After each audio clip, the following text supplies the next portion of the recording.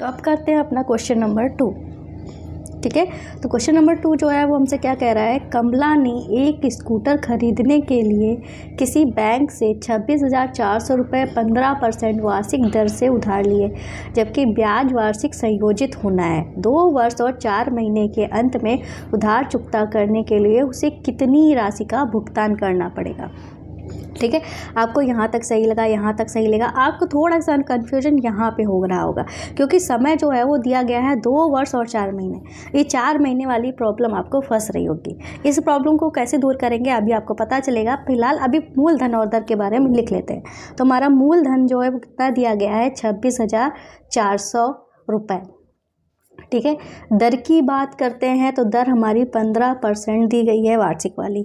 ठीक है, समय की बात करते हैं तो समय हमारा क्या दिया गया है, 2 वर्ष 4 महीने। ठीक है, इतना दिया गया है। अब यहाँ पे ये तो वर्ष में है और इन्होंने वार्षिक की ही बात करी थी, तो वर्ष तो है हमारे पास, पर यहाँ पे महीना है तो हमें वार्षिक में कन्वर्ट करना है, मतलब 4 महीने को वर्ष में कन्वर्ट करना है। तो कैसे करेंगे, 2 वर्ष तो है ही हमारे पास। ठीक है, 4 माह को वर्ष में कन्वर्ट करने के लिए एक साल में कितने महीने होते हैं, 12 महीने होते हैं ना। तो 4 को 12 से ही भाग कर देंगे तो वर्ष में कन्वर्ट हो जाएगा। काट देंगे अगर कट रहा होगा तो 4 एकम 4, 4 तिया 12। तो ये हमारा क्या आ गया है, 2 सही 1/3। ठीक है, 2 सही 1/3 वर्ष आ जाएगा। ठीक है, इतना आया। अब आपको ये इतना समय, दर, वर्ष सब आपको पता चल गया है। अब हमारा फॉर्मूला क्या होता है, ठीक है, मिश्रधन का फार्मूला हमारा क्या होता है, वो होता है A = P × 1 + R/100 अपॉन में, ठीक है, 100 और पावर में हमारा होता है T। ठीक है, ये हमारा P है, ये हमारा R है और ये हमारा T है। ठीक है, तो सब कुछ आपको पता है। पर आप कहोगे वर्ष तो हमारा घात इस तरीके से है, सही बटे में है, तो क्या करेंगे, तो इसका भी सलूशन आपको पता चलेगा। तो फिलहाल अभी P हमारा कितना है, 26,400, इस तरीके से लिख लेंगे। ठीक है, और गुणा लगा के 1 + R हमारी कितनी है, 15% है, दर हमारी 100 है। ठीक है, समय हमारा कितना है, 2 सही 1/3। अब आप कहोगे कि इसको कैसे सॉल्व किया जाएगा, ये हमारा जो 2 सही 1/3 है, तो इसका सलूशन हमारा कैसे निकलेगा। इसका सलूशन हमारा कुछ नहीं, सिंपल सी चीज़ें कुछ करनी है। देखो 2 वर्ष तो पूरे है ना, 1/3 के लिए हमें कुछ करना पड़ेगा। 1/3 के लिए हमें क्या करना पड़ेगा, हम यहाँ पे अलग लिख के आपको समझा दे रहे हैं। 1 + 15 की घात 100।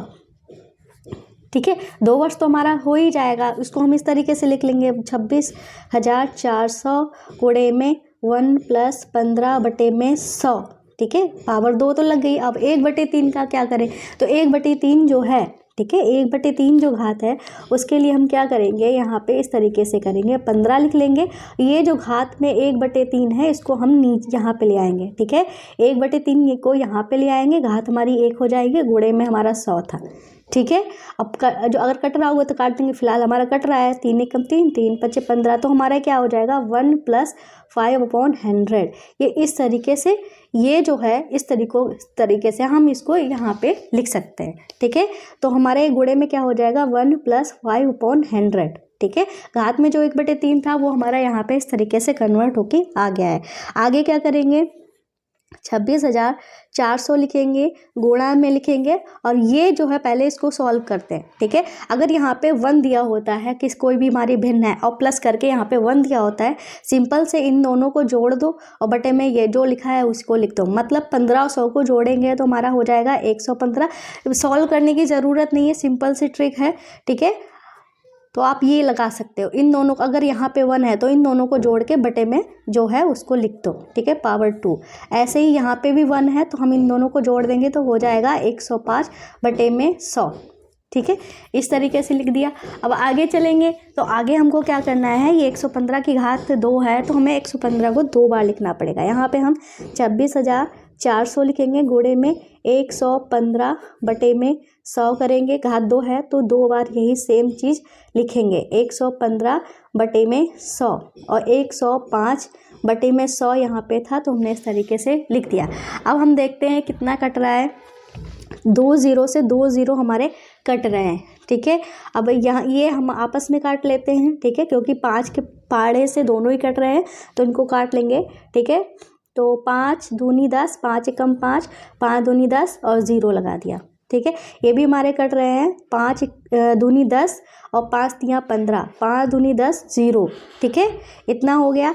अब हम देखते हैं कि यहाँ पे भी 20 है और यहाँ पे कितना आ रहा है, 264 आ रहा है, तो ये हमारा कट सकता है। ठीक है, किससे कट जाएगा, ये हमारा 2 से कट जाएगा। 2 दामन 20 और 2 एकम 2, 2 तिया 6, 2 दूनी 4। ठीक है, इतना हमारा हुआ।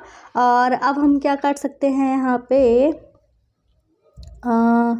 हमारा ये बचा हुआ है, तो ये भी हमारा कट जाएगा। किससे कट जाएगा, 5 से कट जाएगा। 5 चक्कू 20, 5 तिया 15 और 5 दूनी 10। ठीक है, 5 दूनी 10, 5 तिया 15। ठीक है, ये आया।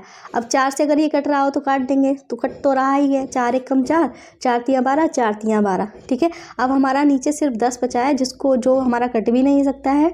ठीक है, अब ऊपर हमारे कई सारे संख्याएं आई हैं, जैसे 33 गुणे में 23, गुणे में 23, गुणे में 21। ठीक है, और बटे में हमारा क्या है, 10 है। ठीक है, तो इसकी जो गुणा है वो हमारी क्या आएगी, वो हमने पहले से ही करके रखी है, हम आपको बता देते हैं। इसकी गुणा आएगी, ये आएगी 366597। ये इसकी गुणा आएगी, हमने पहले से करके रखी थी। और बटे में था हमारा 10। ठीक है, जो बटे में 10 है, 1 0 है, तो अगर इस 1 0 को हटाएंगे तो 1 अंक बाएं खिसक के आएगा। अगर 2 0 होते तो 2 अंक खिसक के आता। फिलहाल हमारा 1 ही 0 है, तो क्या आ जाएगा, 366597। ठीक है, ये हमारा इतने रुपए आ जाएगा। चाहे तो यहाँ पे 0 भी लगा दो, क्योंकि रुपए में है तो यहाँ पे 0 भी लगा सकते हैं। तो ये हमारा आंसर हो गया है। ठीक है, तो कितना भुगतान करना पड़ेगा, ये करना पड़ेगा उसको 36,669.70 रुपये। ठीक है, तो इस क्वेश्चन का ये हमारा आंसर हो गया है। क्वेश्चन वो आप चाहे तो फिर से दोबारा देख सकते हो। ठीक है, अब करेंगे अपना थर्ड वाला क्वेश्चन। तो अब करते हैं अपने क्वेश्चन नंबर 3 को। क्वेश्चन नंबर 3 हमसे कह रहा है, फेबिना ने 12,500 रुपये 3 वर्ष के लिए 12% वार्षिक ब्याज की दर से साधारण ब्याज पर उधार लिए। राधा ने उतनी ही राशि उतने ही समय के लिए 10% वार्षिक ब्याज की दर से चक्रवृद्धि ब्याज पर उधार ली। जबकि ब्याज वार्षिक रूप से संयोजित होना है, किसने अधिक ब्याज का भुगतान करना है और कितना अधिक करना है। मतलब राधा और जो हमारी फेबिना है, इन लोगों ने इतने ही रुपए क्या लिए हैं, उधार लिए हैं। इसने क्या किया है, फेबिना ने 3 वर्ष के लिए वार्षिक ब्याज की दर से साधारण ब्याज पर उधार लिया है, और जो राधा है उसने 10% वार्षिक ब्याज की दर से चक्रवृद्धि ब्याज पर उधार लिया है। ठीक है, तो दोनों का जो मूलधन है वो हमारा कितना है, सेम ही है, 12,500। तो यहाँ पे हम दोनों जगह फेबिना और राधा, ठीक है, फेबिना और राधा दोनों के लिए यहाँ पे हम 12,500 रुपये ही लिखेंगे। जो फेमिना है इसने दर पे लिया है 12% की दर पे, इसने लिया है राधा ने 10% की दर पे। और समय जो है दोनों का ही समान है, 3 वर्ष इसके लिए इसने भी लिया है, इसने भी 3 वर्ष के लिए ही लिया है। ठीक है, अब हम आगे क्या करेंगे, तो यहाँ पे लिखा क्या है कि एक का इसने लिया है साधारण ब्याज पर, मतलब SI पर, इसने लिया है चक्रवृद्धि ब्याज मतलब कंपाउंड इंटरेस्ट पर। तो SI का फॉर्मूला हमारा क्या होता है, ठीक है, SI का फॉर्मूले की बात करते हैं, और ये बात चल रही है हमारी फेमिना की। ठीक है, फेबिना की बात चल रही है, तो SI का फॉर्मूला होता है PRT/100। ठीक है, तो P हमारा कितना है, 12,500 गुणे 12 गुणे 3/100। 2 0 से 2 0 कट गया, तो अब हमें क्या करना है, 125 की गुणा 12 गुणे 3 से करनी है। ठीक है, तो इसकी गुणा मैंने पहले ही करके रखी है, तो ये हमारा 4500 रुपये आ जाएगा। ठीक है, तो ये आ गया है, फेमिना को इतना इंटरेस्ट देना है। ठीक है, जो कि साधारण ब्याज का है। बात करते हैं अब राधा की। ठीक है, राधा की बात करते हैं, तो इसे कंपाउंड इंटरेस्ट देना है, तो उसका फॉर्मूला क्या होता है, अगर आपको याद है बहुत अच्छी बात है, नहीं याद है तो याद कर लीजिए। ठीक है, तो इसका फॉर्मूला होता है हमारा A माइनस P। ठीक है, A हमारा क्या होता है, ये होता है P इंटू 1 प्लस R/100 और पावर में T। ठीक है, और माइनस में P कितना है, ठीक है, P तो P ही रहेगा, खैर उससे कोई फ़र्क नहीं पड़ता है। तो P जो है वो हमारा कितना दिया गया है, ये दिया गया है 12,500, और 1 प्लस, ठीक है, आर हमारा कितना है 10 है और अपॉन में 100, टी हमारा 3 रहेगा, माइनस का पी मतलब 12,500, ठीक है, इतना हो गया। अब क्या करेंगे, हमने आपको बताया था अगर यहाँ पे 1 होता है तो डायरेक्ट इन दोनों को जोड़ देते हैं, हमें भिन्न सॉल्व करने की ज़रूरत नहीं रहती है, ठीक है। तो इससे हमारा टाइम बचेगा। तो ये हमारा कितना हो जाएगा 110 बटे में 100 और की पावर 3, ठीक है। चाहे तो आप एक ज़ीरो से एक ज़ीरो काट भी सकते हो यहाँ पे, ठीक है। तो अब हम यहाँ पे लिखते हैं 12,500। अब क्या करेंगे, हम यहाँ पे 12,500 लिखेंगे, गुणे में 11/10, गुणे में 11/10 और गुणे में 11/10, इस तरीके से लिखेंगे। फिर माइनस में 12,500 करेंगे। 2 ज़ीरो थे, 2 ज़ीरो से हमने 2 ज़ीरो काट दिए, हमारे यहाँ पे बटे में 10 रह गया है। अब हमें क्या करना है, 125 की गुणा 11 गुणे 11 गुणे 11 गुणे 11 से करनी है। तो इसकी गुणा भी हमने पहले ही करके रख ली है, जो कि हमारी आएगी ये आएगी 16 और 63 75, 1,66,375 इसकी गुणा आएगी और बटे में हमारा 10 था, हमने लिख लिया। और माइनस का 12,500 लिख देंगे, ठीक है।